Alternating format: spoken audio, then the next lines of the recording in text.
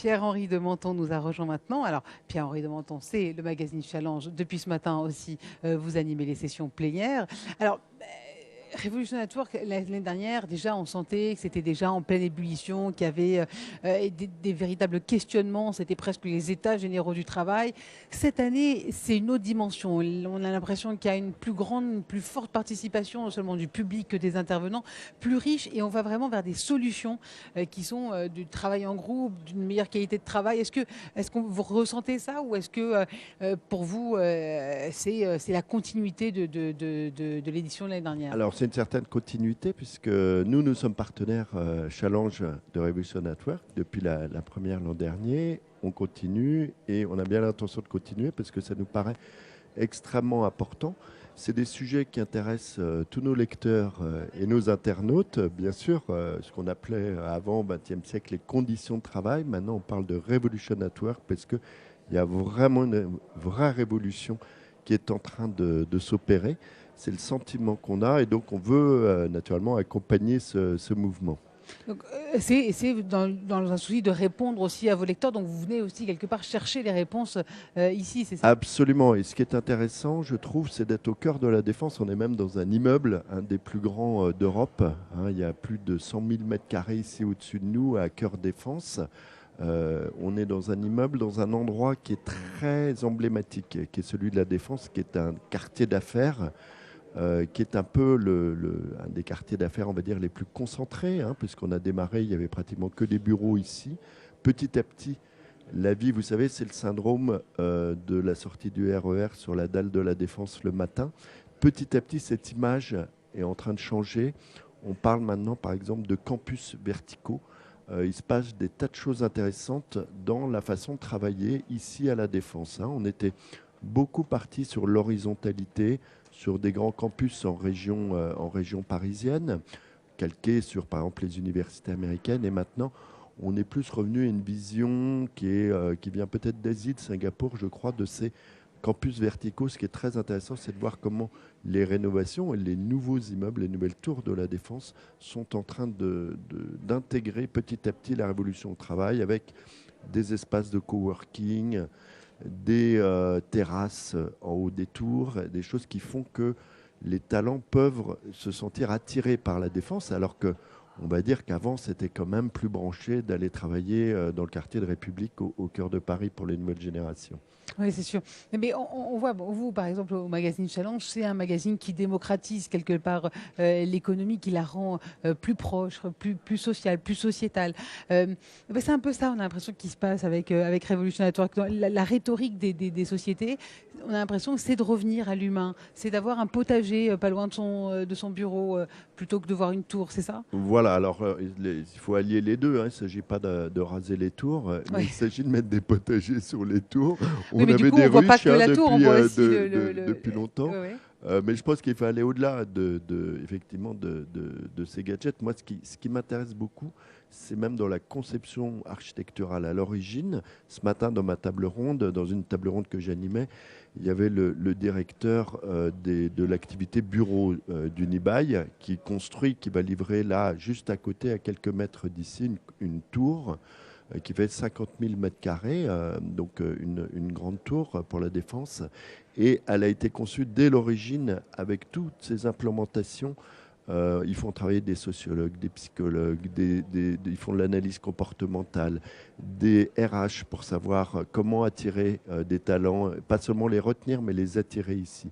Et c'est ça qui m'intéresse beaucoup. Ouais. Alors ce matin, ce qui était amusant sur la table La ronde, c'est plénière. qu'on avait la plénière, c'est qu'on avait des profils très différents.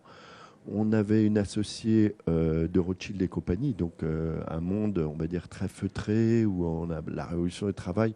On n'a pas tellement l'impression que ça impacte les banquiers d'affaires. Ben si, elle nous a dit que elle s'occupe, par exemple, de conseiller le Premier ministre grec, M. Tsipras, dans la renégociation de sa dette. Elle a travaillé avec Matteo Renzi.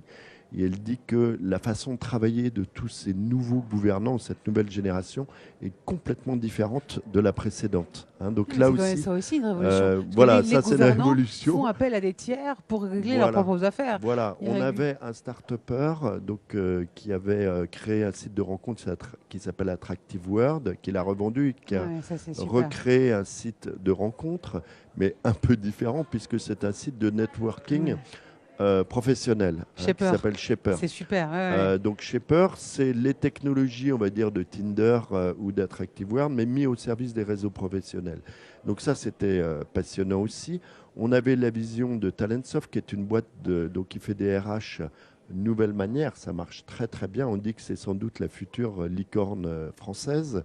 Donc on voit que autour de cette révolution du travail, il y a tout un écosystème qui est en train de prospérer, de se développer vitesse grand V, avec des tas d'innovations pour que les gens puissent travailler. En fait, l'idée, c'est que les gens, quand ils travaillent, ont besoin de liberté, mais aussi d'une certaine forme d'autorité. Alors moi, j'avais résumé ça en disant il nous faut des Jupiters et des Boy Scouts, tous au même endroit. Donc voilà, Ouais. c'est ça un Mais peu le... justement, vous, votre rôle, parce que je suppose qu'à Challenge, ce que vous voulez, c'est délivrer un maximum au grand public quelles seront les tendances de demain. Donc c'est important pour vous d'être à Revolution Network pour humer l'atmosphère, pour Voilà, ressentir absolument. ce qui Nous, se passera. on a besoin de savoir un petit peu ce qui se passe. Ici, on est dans des endroits qui sont un peu des laboratoires, hein, dans ces quartiers d'affaires, aussi bien à Paris, dans le centre de Paris, qu'à la Défense. On est un peu des laboratoires. On voit des choses qui sont en train de se passer, presque des expériences in vivo de la façon de travailler. Alors après, il y a des phénomènes de mode, il faut faire attention. Moi, je suis assez sceptique sur les bureaux flex, là, donc les nouvelles générations d'open space, où moi, je trouve qu'on déshumanise peut-être un petit peu trop. Je ne suis pas certain que le casier où on met ses affaires et la photo de sa fiancée, et on n'a plus rien on n'a plus rien sur son bureau. Je pense qu'il faut faire attention. Il ne faut peut-être pas aller trop loin non plus. Par exemple, la Vogue, on en a parlé en plénière des happiness officers. Hein, c'est un nouveau terme pour désigner les services généraux ou le secrétariat général dans les grands groupes. Je pense que ça part d'un bon sentiment, mais il faut faire attention aussi à ce que j'appelle le happy washing. Hein. On a eu le green washing, donc attention au happy washing. Certainement, le travail est un lieu pour s'épanouir, mais ce n'est pas la fonction première quand même du travail. Hein. Le travail, il est là pour être efficace, il est là pour que le salarié puisse gagner sa vie.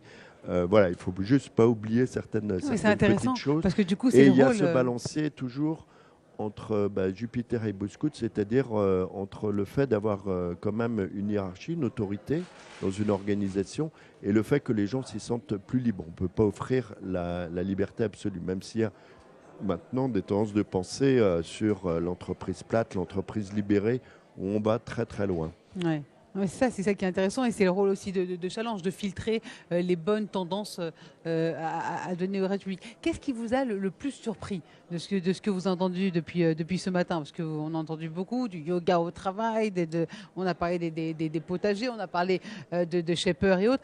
Qu'est-ce qui vous a le plus étonné Alors avec moi, il y a tout ce que vous connaissez? deux choses qui m'ont étonné, enfin que je retiendrai, beaucoup de choses, mais deux choses que je retiendrai. D'abord, un slogan qu'a lancé un jeune homme juste après la plénière que j'animais, qui s'appelle au fait que le fondement des entreprises de Revolution Network, ça devrait être libre ensemble.